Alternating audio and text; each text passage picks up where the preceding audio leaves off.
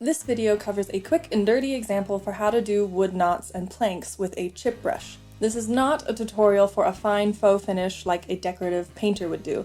This relies heavily on the fact that no one will see it from closer than 50 feet. So after brushing on a flat base coat of white, burnt umber, and yellow ochre, I measured and drew out the planks with pencil, and then roughed in the placement of the wood knots. I had a reference photo to guide me. With a scruffy old chip brush, I then dry brushed the wood grain, making sure to swerve around the knots. You can do that by twisting the brush as you pull it across, or turning it on its narrow side.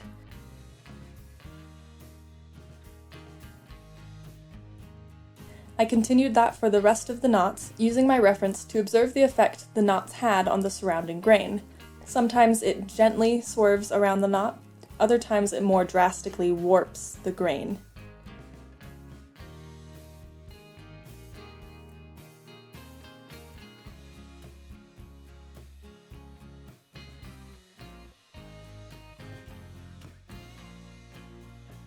Then I used a smaller chip brush to make some areas of wood grain more bold.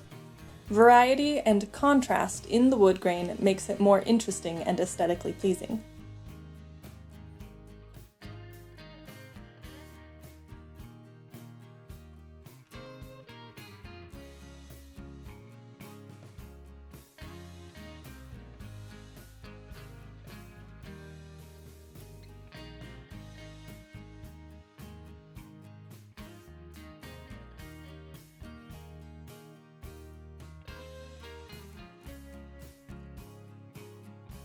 With a darker color that has more burnt umber in it, I started filling in the knots. Some larger knots look like tree rings, but you can see I'm not being too careful about it. It'll be viewed from a distance, so it doesn't matter, and it isn't worth it to get finicky with it. Just speed paint it on and get the general idea there.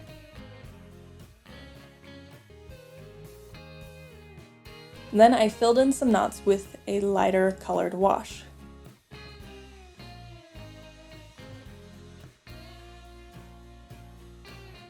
I did use a rough detail brush to add more contrast and clarify some of the lines and rings, but you don't need to go crazy with this.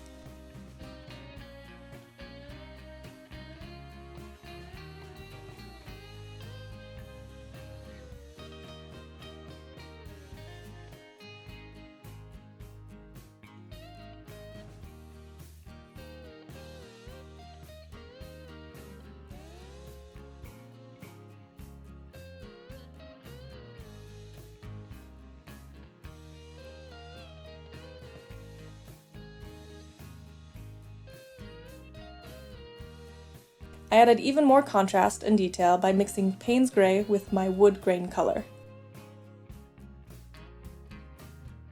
A fun, quick detail you can add is cracks in the wood.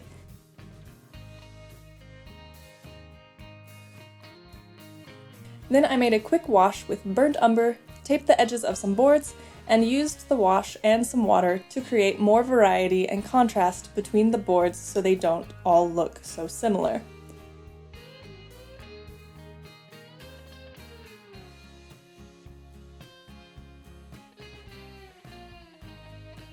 With the detail brush, I lined the cracks between the wood planks. These were rough boards, so I didn't use a straight edge and just free-handed it.